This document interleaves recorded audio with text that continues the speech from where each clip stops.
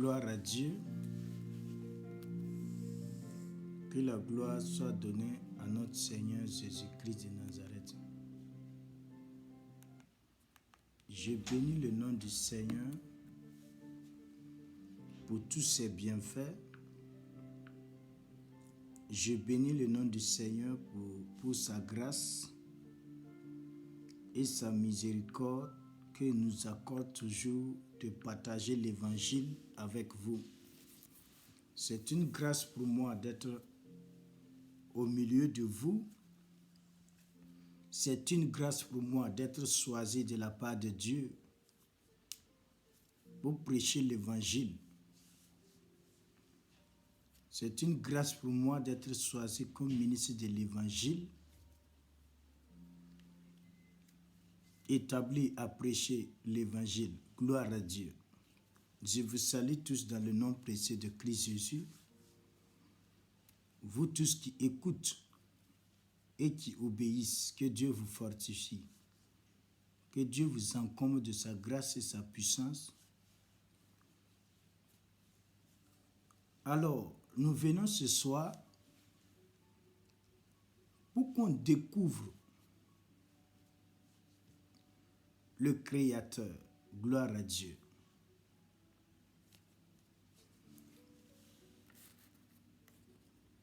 Nous allons prendre nos Bibles et nous allons lire dans Jean, chapitre 1. Jean dit qu'au commencement était la parole. La parole était Dieu, la parole était avec Dieu et la parole était Dieu lui-même. Et Dieu n'a rien créé sans la parole. Gloire à Dieu. La parole, c'est qui? La parole, c'est Jésus. Jésus-Christ est la parole de Dieu. Et la parole de Dieu et Dieu lui-même n'est pas différent. Ma parole et moi-même n'est pas différent. C'est mes paroles qui prouvent qui je suis. C'est mes paroles qui vont me valoriser.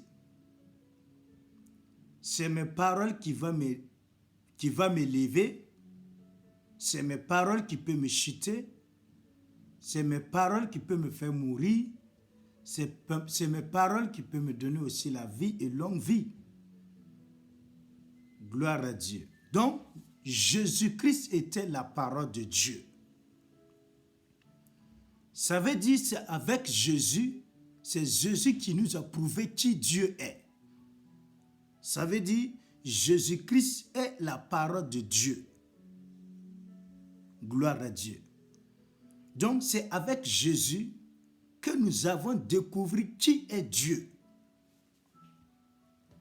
C'est avec Jésus que nous avons découvert qui est le Saint-Esprit.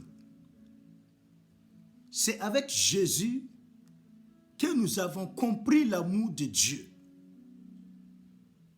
Gloire à Dieu. Parce que Jésus-Christ est la parole de Dieu. La gloire de Dieu, c'est la parole de Dieu. Et la parole de Dieu, c'est Jésus. Gloire à Dieu. Que la gloire soit donnée à notre Seigneur Jésus. C'est ça, Jean dit que le commencement était la parole. La parole était avec Dieu et la parole était Dieu et Dieu n'a rien créé sans la parole. Gloire à Dieu. Ça veut dire si Jésus-Christ est la parole de Dieu, c'est quoi qui peut sauver? Si moi, par exemple, je suis un soldat, je suis tellement gradé, j'ai le pouvoir, par exemple, un président chaque année, on lui donne du pouvoir qu'il peut dire, ok, fais sortir ce prisonnier-là. Parce que la loi accorde un président que chaque année, il peut décider comme ça de délivrer un prisonnier laissé, même s'il est coupable. Gloire à Dieu. Maintenant, si la personne que le président veut délivrer, là, s'il ne parle pas, il ne va pas être délivré. Donc, c'est la parole du président qui délivre le prisonnier. Gloire à Dieu. Voilà pourquoi un sourd et un muet ne peut pas être un président. Parce que c'est la parole d'un président qui lui donne sa valeur. Donc, c'est la parole de Dieu qui a donné la valeur à Dieu. Ça veut dire, c'est Jésus-Christ qui a donné la valeur à Dieu. Et il a donné la valeur aussi aux hommes. Gloire à Dieu. Voilà pourquoi on dit que Jésus-Christ est le seul chemin qui mène la vie et la vérité. Gloire à Dieu. Donc c'est Jésus-Christ qui a prouvé la valeur de Dieu. Quand la parole a pris chair. Gloire à Dieu. Donc c'est Jésus-Christ qui est la parole et c'est Jésus-Christ qui nous a prouvé qui est Dieu et c'est Jésus-Christ qui a élevé Dieu sur son trône. Parce que Jésus est la parole. La parole est venue dans le monde. Il est venu, c'est une lumière qui est venue éclairer et prouver qui Dieu est. Et prouver la puissance de Dieu. Et prouver la miséricorde de Dieu. Et prouver l'amour de Dieu. Afin qu'aujourd'hui on peut dire que nous connaissons Dieu. Donc ça veut dire, c'est par Jésus-Christ que nous avons connu qui est Dieu. Voilà. Donc, il n'y a aucun autre sauveur à part Jésus-Christ. Gloire à Dieu. Si tu prends le nom de Jésus, tu viens devant Dieu.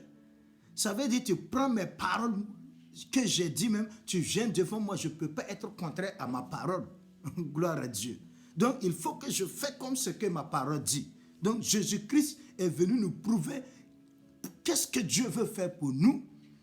Et c'est quelle parole de Dieu nous devrons prendre pour procéder le royaume des cieux. Donc, la parole que nous devrons prendre, c'est le Jésus-Christ de Nazareth qui est la parole de Dieu, qui est Dieu lui-même. Gloire à Dieu. Nous allons aller dans Hébreu. Hébreu 1. On a dit qu'autrefois, Dieu a parlé de façon de 1000 manières. Gloire à Dieu. Mais maintenant, il a envoyé son Fils, qu'il a donné toute la gloire et la puissance. Et c'est son Fils qui a prouvé qui Dieu est. Gloire à Dieu. Et Dieu l'a donné le nom qui est au-dessus de tous les autres noms. Dieu l'a valorisé plus que les anges. Dieu l'a valorisé plus que toute créature que Dieu a créée. Dieu n'a jamais dit un ange, aujourd'hui tu es devenu mon fils. Dieu a dit qu'un ange c'est comme le vent qui passe, qui part et qui revient. Gloire à Dieu. Il est un objet que Dieu travaille avec. Mais un ange n'est pas fils de Dieu. Ça veut dire que Dieu a donné à Jésus la position de la domination. Gloire à Dieu. Parce qu'il a dit, aujourd'hui, tu deviens mon fils. Et par Jésus-Christ maintenant, nous procédons la faveur de Dieu et la grâce de Dieu de devenir enfant de Dieu aussi. Parce que Jésus-Christ nous a donné tout ce que son Père lui a donné. Gloire à Dieu. Ça veut dire aujourd'hui nous sommes devenus aussi enfants de Dieu. Je vais inviter à ceux-là qui disent qu'ils sont esclaves de Dieu. Là. Je vous invite à quitter dans l'esclavage pour venir maintenant dans le Fils. Parce qu'un esclave ne peut jamais devenir un fils. Gloire à Dieu. Il y a des gens qui disent qu'ils sont esclaves de Dieu. Je veux que tu quittes dans ça. Parce qu'avec Jésus-Christ, nous avons procédé le royaume des cieux, que Dieu et le Saint-Esprit nous rendent témoignage que nous sommes devenus enfants de Dieu. Nous sommes devenus des princes. Que Dieu vous bénisse. Donc Dieu a tout donné à Jésus. Il a dit qu'il n'a jamais dit un ange, aujourd'hui tu deviens mon fils. et moi je deviens un père pour toi. Alors que la parole de Dieu qui est Jésus, Dieu l'a donné au nom qui est au-dessus de tous les noms, qu'il a même appelé Jésus son fils, son seul fils unique. Que quiconque croit ne périsse point. Que quiconque croit en lui, lui aussi, il devient automatiquement enfant de Dieu. Gloire à Dieu. Tu dois comprendre que Jésus-Christ n'est pas un homme, il n'est pas un humain. Jésus-Christ est un esprit qui est venu pour délivrer les hommes dans l'esclavage, qui est venu pour délivrer les hommes dans leur misère. Si on dit misère, les gens croient que c'est quelqu'un qui n'est pas riche. Non.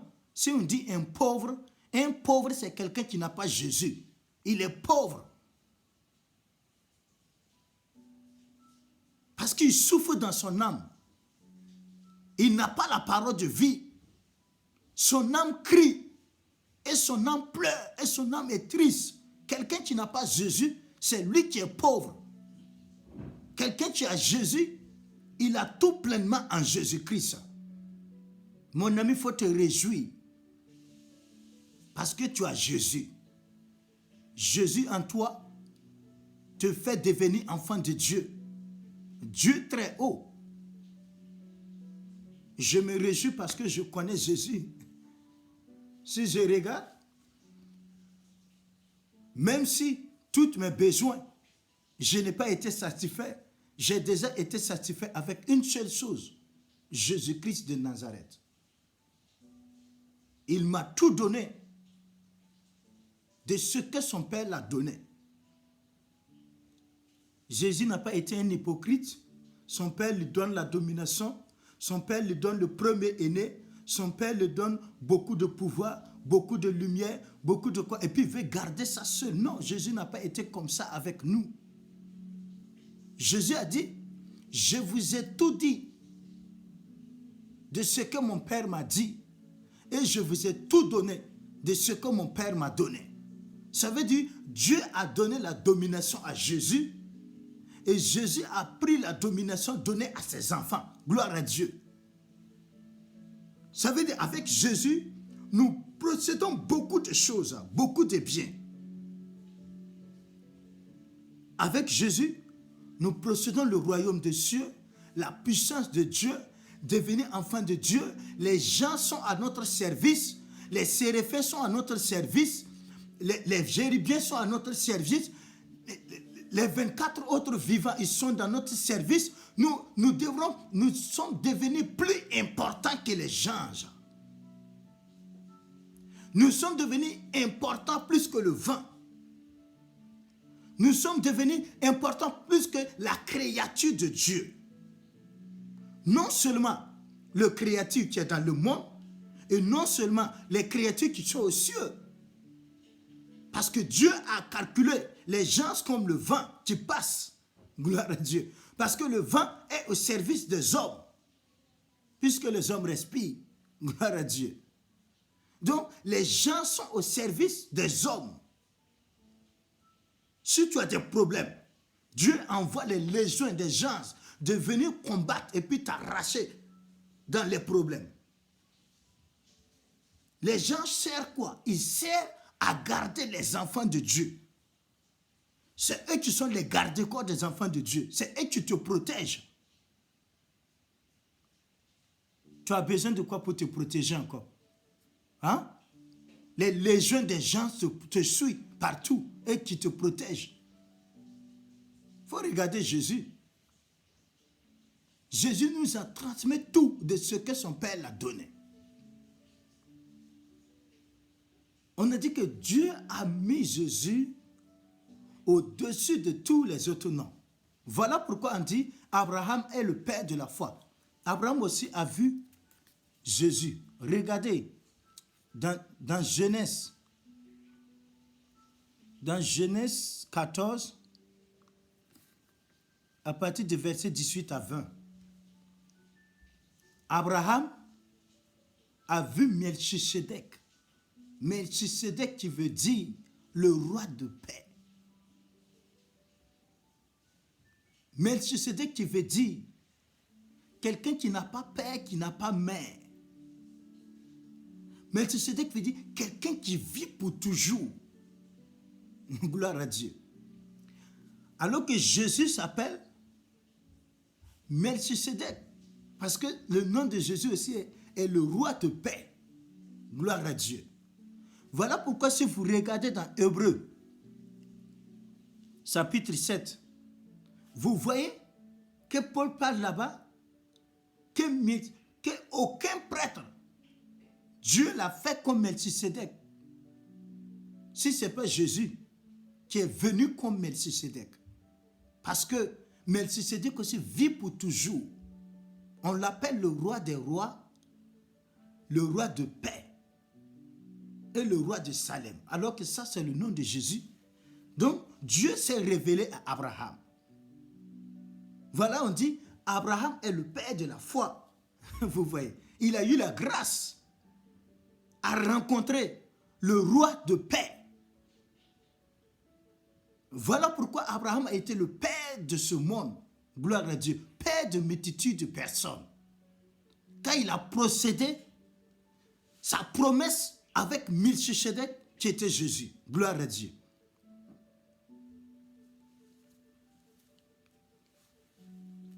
La gloire de Dieu et la puissance de Dieu appartient à ceux-là qui a la promesse de Dieu. Si vous regardez Jésus-Christ, Dieu l'a donné bâton de commandement. Ça fait que quand Jésus est venu, il ne cherche pas à faire une église, il ne cherche pas, mais Jésus-Christ tournait partout dans la nation. Il tournait de village en village, de nation en nation, pour propager l'évangile que son Père l'a donné. Gloire à Dieu. Si vous voyez, les pierres ont suivi Jésus, mais ils n'ont pas compris exactement qui est Jésus. Il fallait que le Saint-Esprit vienne le révéler cela. Si tu vis toujours charnel, tu ne peux jamais savoir qui Dieu est. Parce qu'on a dit que la puissance de Dieu et la faveur de Dieu est cachée avec un homme impur. Et il a révélé aux hommes qui cherchent Dieu de tout leur cœur. Il faut que toi, pour connaître qui Dieu est et pour connaître ta place en Jésus-Christ, il faut d'abord savoir qu'est-ce que Dieu t'a donné comme l'héritage. Parce que Jésus-Christ est venu avec un testament dans ce monde. Et puisque un testament a de valeur, il faut que la personne meure. Un testament n'a pas de valeur si la personne ne meurt pas. Gloire à Dieu. Donc Jésus-Christ est venu avec la promesse de Dieu, avec le testament de Dieu dans ce monde pour les enfants de Dieu. Pour prouver que ce testament nous appartient, les enfants de Dieu, il fallait que Jésus meure. Puisque le testament a de valeur. Un testament sans la mort, tu ne peux jamais procéder ce testament. Gloire à Dieu. Parce que celui qui a écrit le testament est toujours en vie. Mais quand Jésus-Christ a voulu tout nous donner, voilà pourquoi Jésus-Christ est passé la mort pour nous donner le testament de Dieu, afin que la parole de Dieu nous soit donnée, afin que la parole de Dieu nous transforme, afin que nous rentrons en possession de la parole de Dieu parfaite. Mon frère, Jésus-Christ, il a joué le grand rôle dans ta vie. Voilà pourquoi Dieu a dit dans Hébreux 14, Jésus-Christ est le soutien de ce monde. C'est avec Jésus que Dieu a créé le monde. Tu ne peux pas abandonner Jésus et puis vivre dans ce monde en paix. Jamais. Lis bien Hébreux et lis dans 1 Jean. Et dans Jean 1, on a dit que le commencement était la parole. La parole était avec Dieu et la parole était Dieu lui-même. Et là, Dieu n'a rien fait sans la parole. La parole était Jésus. Gloire à Dieu.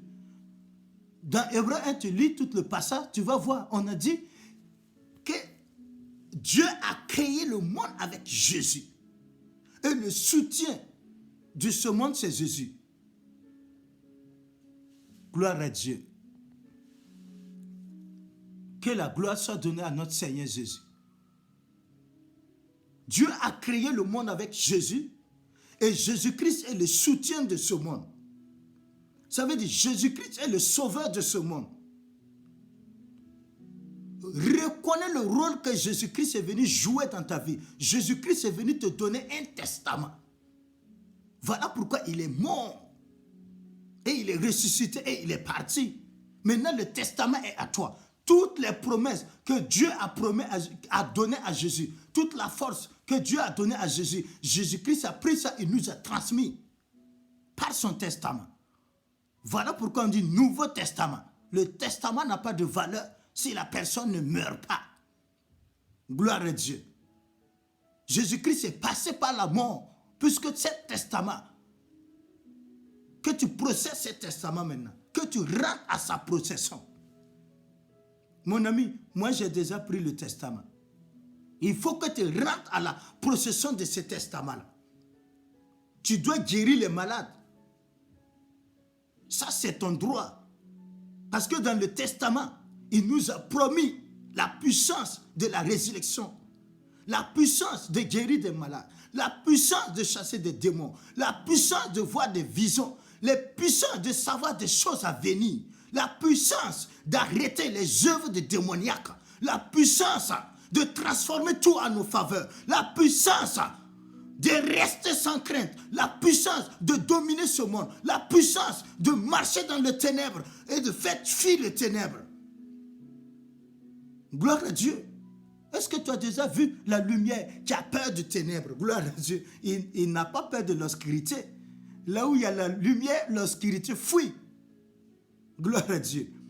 Jésus-Christ est venu tomber dans le monde comme une lumière et le ténèbre a fui. Si tu reçois Jésus-Christ dans ta vie comme Seigneur et Sauveur, c'est comme une lumière qui est allumée en toi. Il s'est forcé que le ténèbre s'enfuit. Parce que tous les œuvres vont se démasquer. Vous voyez, parce que toi tu es la lumière. Christ est la lumière de ce monde. Gloire à Dieu. Celui qui règne en moi et celui qui m'a transformé et celui qui m'a sauvé est la lumière de ce monde. Là où je passe, il faut que la lumière, les gens voient la lumière. Mon ami, c'est ça qu'on appelle un chrétien. Il faut que là où tu passes, que les gens voient la lumière en toi. Que les gens sentent que la lumière de Dieu, la puissance de Dieu est dans ta vie.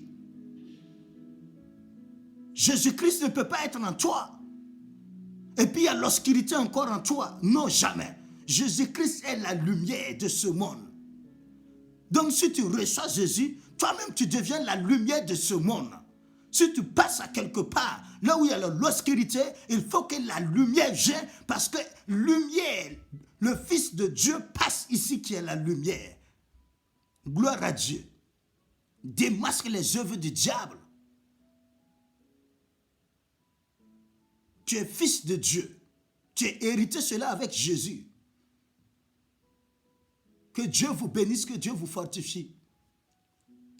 Ce matin, et ce soir, on ne va pas être long, gloire à Dieu. Je vous laisse seulement te montrer qui es-tu. Il faut que tu saches qui tu es, afin que le diable fuit et te laisse la place de régner. Si tu ne sais pas que ta place c'est de dominer, toujours il y aura quelqu'un sur ta place qui va dominer sur toi. Sache qui tu es en Jésus. Et celui qui te tourmente va te laisser. Parce que si tu ne sais pas qui tu es toujours naïve. Le diable va te tourmenter. Parce que tu ne sais pas qui tu es. Mon ami, sache qui tu es. Tu as la lumière de Dieu en toi. Et tu es la lumière de ce monde. Et tu dois dominer. Parce que Christ a dominé. Le testament t'a été donné de dominer. Dominer sur les morts. Dominer sur les maladies, dominer sur les démons, dominer sur les esprits impurs, dominer sur toutes œuvres de l'ennemi. Tu n'as pas vu dans Luc 10, dans Luc 9 ce qu'il a dit? que de guérir les malades et de guérir des douleurs et marcher sur les serpents et marcher sur les scorpions et vaincre le diable lui-même. Gloire à Dieu. Jésus-Christ t'a donné toute puissance. Il faut que tu chasses que Jésus-Christ est le Messie. Toi, chrétien. Donc, il faut savoir que tu es le Messie de ce monde. Parce qu'en toi, il y a la vie éternelle. Là où tu passes, tu dois communiquer cette vie éternelle-là avec ceux-là. Tu marches, tu sont des morts. Parce que quelqu'un qui n'a pas Jésus, c'est quelqu'un qui est un mort vivant. Il marche, mais il n'y a pas la vie en lui. Comme Jésus-Christ a établi sauveur de ce monde maintenant, tu dois sauver tes frères et tes sœurs qui marchent, qui ne connaissent pas Jésus.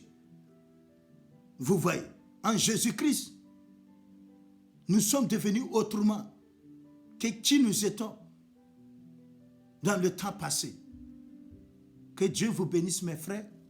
Que Dieu vous fortifie dans son saint temple et dans son sainte grâce. Dans le nom précieux de Christ Jésus, j'ai prié. Amen.